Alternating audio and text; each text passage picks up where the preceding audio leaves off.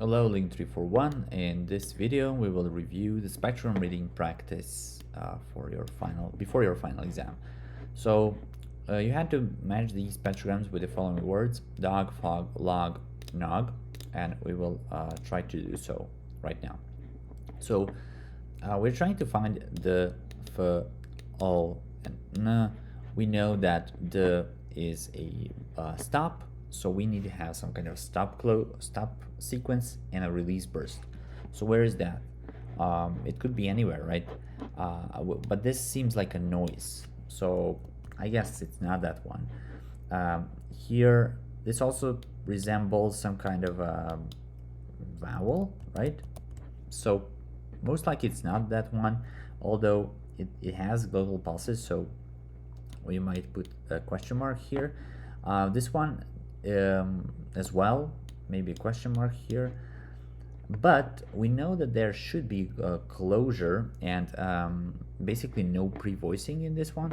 So I'd say it's probably this guy here, whereby we have the complete release burst and the sequence which contains closure, right? The and then release, right? So I assume this could be dog. All right. Why not these two spectrograms? Well, first of all, these two resemble vowels, and the we know as a stop cannot resemble vowels in any way. The can have formant transitions, like from F2. If F2 lowers for this particular vowel, which is ah, right? Because F2 has to be low, and F1 increases for this particular vowel, right? So those are the formant transitions over here, and that's all we have from the, and the intensity is high in those regions, and in the regions higher, right, higher up, from, for example, from 2500 to 3000 hertz. All right, so these two have to be some kind of semi-vowels, right? So some kind of sonorants, either l or n. So we know that fog is over here now, because with a system of elimination and with knowledge on what fricatives are like in a spectrogram, we can tell this is F for sure, because it has some kind of diffuse energy, right? It's noisy, a lot of noise, there is no pattern, clear discernible pattern, and not a lot of going on in the lower frequencies. So those weak fricatives are the front fricatives, right? And back fricatives, the ones that are alveolar and post-alveolar, such as sibilant s, sh, and j, sh, have lots of energy here. So we know this is F, or a fog. Now, how to decide between O and N?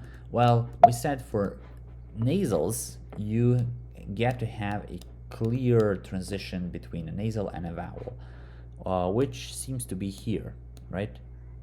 Clear transition between nasal and a vowel, so I will say this is a nog. There is also one more thing here. For n, the formant frequencies are kind of being lost in the middle because of antiformants, because the air goes through your nose as well. So that's what characteristic of n. For m, the energy would be lower, I guess, in these upper frequencies, but it would be lower there. And for l, which is the only one left, we have F2, which is low, right, or lower. And whenever F2 is lower, it should be an L, and it's not a vowel. It is vowel-like, but it's not a vowel, clearly, because the formant frequencies are not so dark as with vowels, right? And that's how you will know. So this is obviously an L, right? Log. One more thing I want to mention is the velar pinch, right? It's here F2 and F3 are meeting at a certain point. That's what we call a pinch, velar pinch. So pay attention to that thing here in order to discern whether it's a velar or not. Try to look for a velar pinch, right? Spectrogram number 2 is rack, rap, rat. These are more difficult, I'd say. What is characteristic of R is that, or retroflex, is that F3 always goes down or starts low, right? Whenever F3 lowers, you are likely to have something like a rhotic vowel or a retroflex consonant. All right, but we're not interested in the first one. We're interested in the last one, in the final one.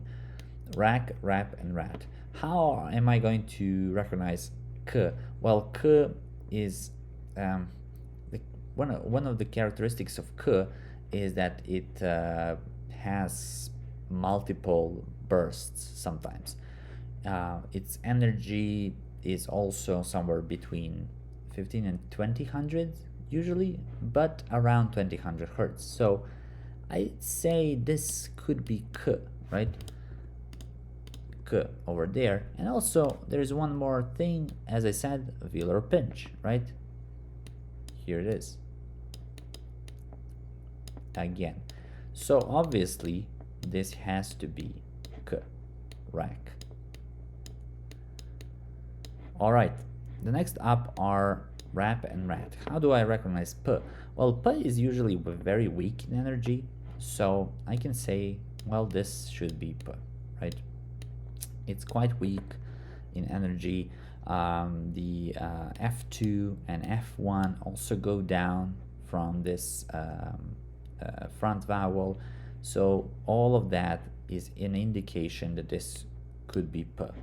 And t is this guy here, which has higher intensities in higher energies, or increased intensities in higher energy, in higher frequencies, sorry. So that one should be rat, right? And these are just formant transitions towards t. Pay attention to formant transitions towards stops. We've talked about those, so revise those. Whether they go down or go up depends on whether they're front or back vowels. All right, that's all I'm going to say about these. And third matching exercise is babe, bale, bane, and bear, whereby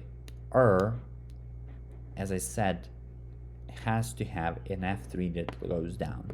So in this case, the F3 does not really go down. In this case, just a little bit. But in this case, I guess it goes down quite a lot, right? So this is my good candidate for bear.